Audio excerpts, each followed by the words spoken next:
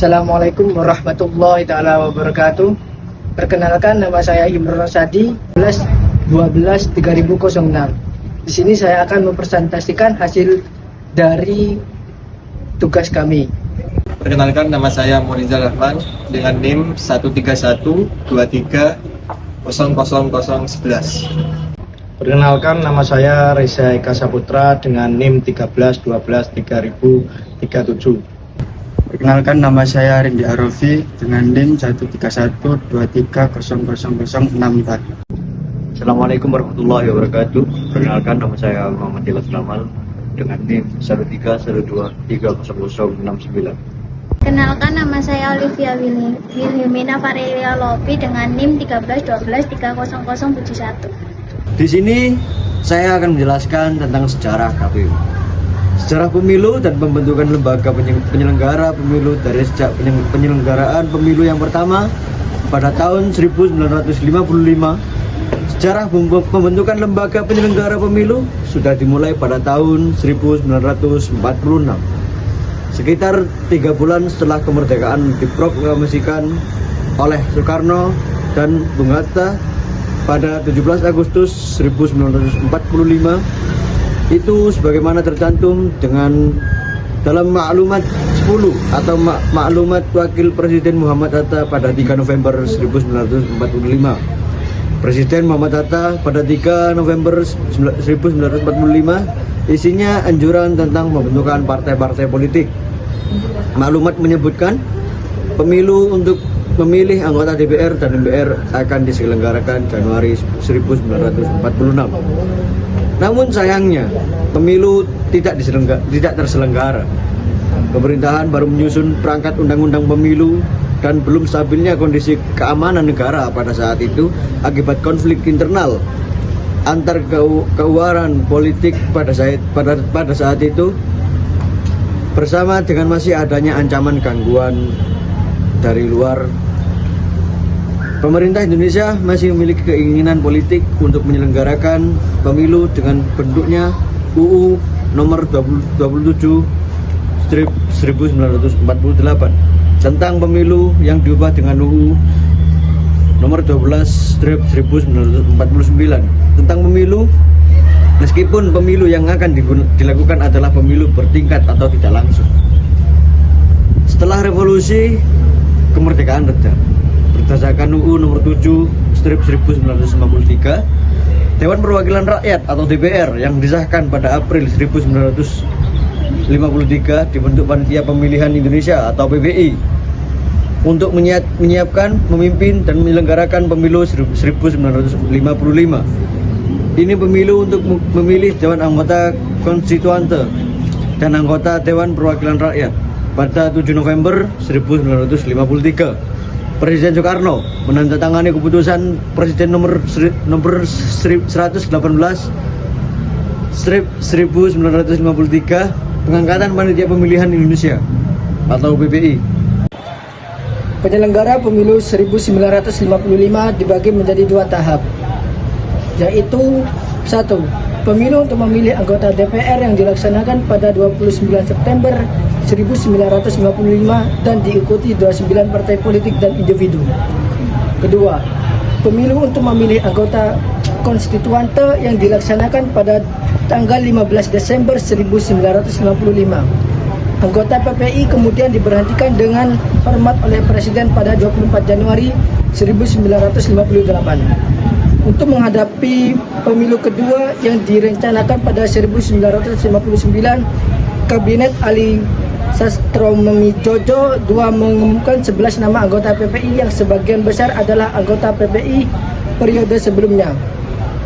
Akan tetapi, agenda pemilu kedua menjadi terabaikan setelah Presiden Soekarno mengeluarkan Dekret Presiden 5 Juli 1959 yang menandai pemberlakuan kembali UUD 1945 dan Indonesia mulai memasuki masa demokrasi terpimpin ketika Jenderal Soeharto diangkat MPRS menjadi pejabat presiden menggantikan Soekarno dalam sidang istimewa MPRS 1967. Ia juga tidak secepatnya menyelenggarakan pemilu untuk mencari legitimasi kekuasaan transisi. Malah ketetapan MPRS 11 tahun 11 tahun 1966 yang mengamanatkan agar pemilu bisa diselenggarakan pada 1968.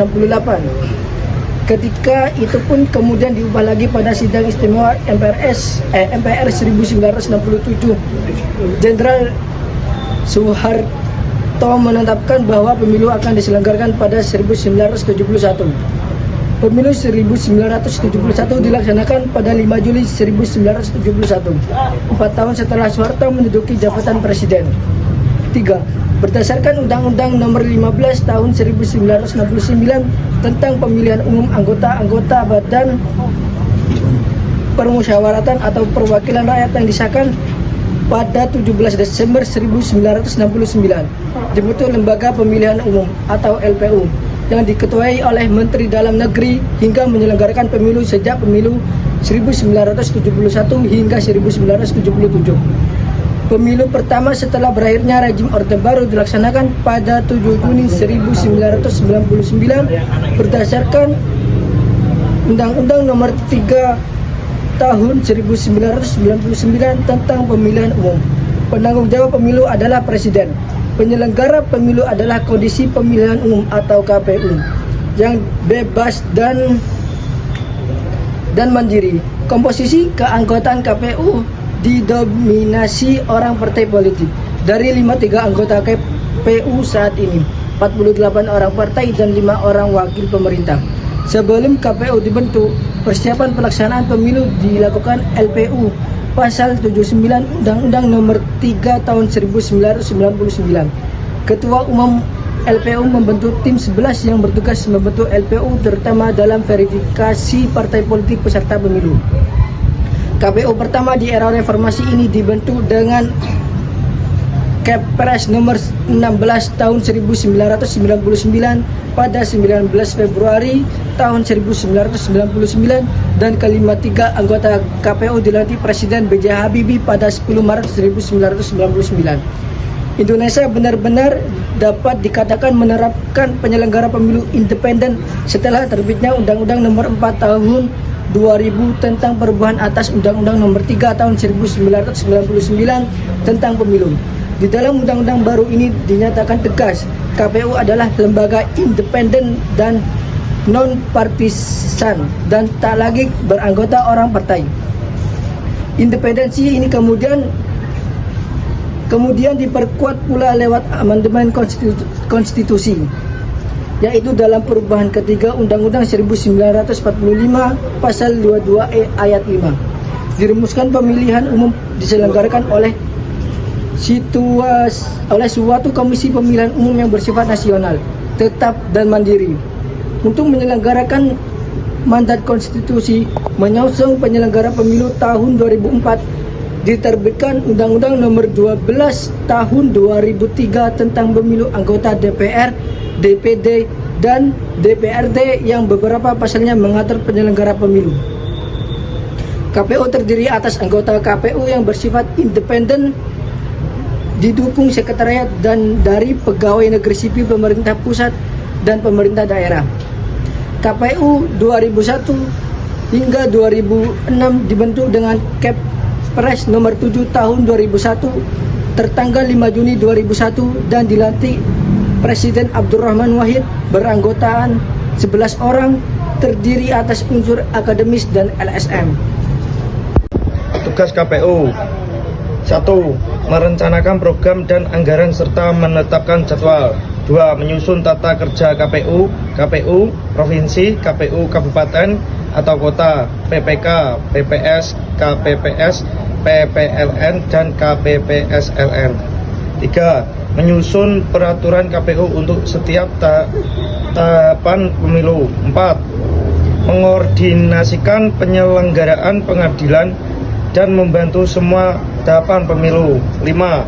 Menerima daftar pemilih dari KPU Provinsi. 6. Memutakhirkan data pemilih berdasarkan data pemilu terakhir dengan memperhatikan dan kependudukan yang disiapkan oleh pemerintah dan menetapkan sebagai daftar pemilih. 7. membuat berita acara dan sertifikat rekapitulasi hasil perhitungan suara dan wajib menyerahkan kepada saksi peserta pemilu dan Bawaslu. 8. Mengumumkan calon anggota DPR, calon anggota DPD dan pasangan calon terpilih serta membuat berita acaranya. 9. Menindaklanjuti dengan segera keputusan Bawaslu atas temuan dan laporan adanya dugaan pelanggaran dan sengketa pemilu. 10. Menyosialisasikan penyelenggaraan pemilu dan atau yang berkaitan dengan tugas dan wewenang KPU kepada masyarakat. 11. Melakukan evaluasi dan membuat laporan setiap tahapan dan penyelenggaraan pemilu. 12. Melaksanakan tugas lain dan menyelenggarakan pemilu sesuai dengan ketentuan peraturan perundang-undangan. Kesimpulan, Komisi Pemilihan Umum Republik Indonesia, disingkat KPU RI, adalah badan atau suatu lembaga negara yang menyelenggarakan pemilihan umum di Indonesia. Tanggung jawabnya termasuk memutuskan partai mana yang dapat mengikuti pemilu, mengatur pemungutan suara, dan mengumumkan hasil dan kursi yang dimenangkan di berbagai cabang pemerintahan. Bagaimana jika KPU dibubarkan?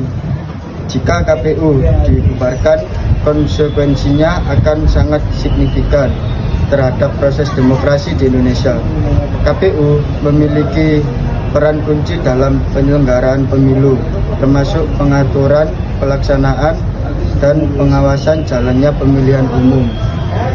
Bubarnya KPU bisa berpotensi menimbulkan ketidakstabilan politik, keraguan atas legitimasi pemilihan, serta menimbulkan perdebatan yang dalam tentang bagaimana proses demokrasi akan dijalankan tanpa badan yang independen seperti KPU.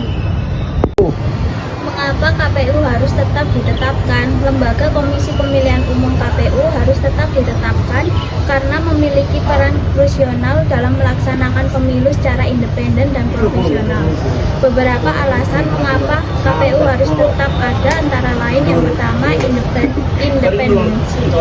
KPU didesain untuk beroperasi secara independen dari pemerintahan dan kepentingan politik tertentu. Hal ini penting agar proses pemilu dapat dilaksanakan secara adil, transparan, dan tidak dipengaruhi oleh kepentingan pihak manapun. 2. Profesionalitas. KPU terdiri dari tenaga ahli dan profesional dalam bidangnya yang mampu mengelola semua aspek teknis dan administrasi dalam penyelenggaraan pemilu. 3. Pengawasan dan pengaturan. KPU bertanggung jawab tidak hanya dalam penyelenggaraan pemilu, tetapi juga dalam pengawasan terhadap kepatuhan partai politik dan peserta pemilu terhadap aturan-aturan yang telah ditetapkan. 4. Kepentingan publik. KPU mewakili kepentingan publik dalam memastikan bahwa setiap pemilu berlangsung secara adil, jujur, dan demokratis. 5. Stabilitas politik. Dengan keberadaan KPU yang kuat dan independen, proses pemilu dapat berjalan tanpa adanya konflik atau ketidakpastian yang dapat mengganggu stabilitas politik suatu negara. Oleh karena itu, menjaga keberadaan dan integritas lembaga KPU sangat penting untuk memastikan bahwa proses demokrasi di negara tersebut berjalan dengan baik dan dapat dipercaya oleh seluruh rakyatnya. Saya perwakilan dari kelompok 6. Sekian dan terima kasih. Jika ada salah kata mohon dimaafkan. Wabillahi taufiq wal hidayah. Wassalamualaikum warahmatullahi wabarakatuh.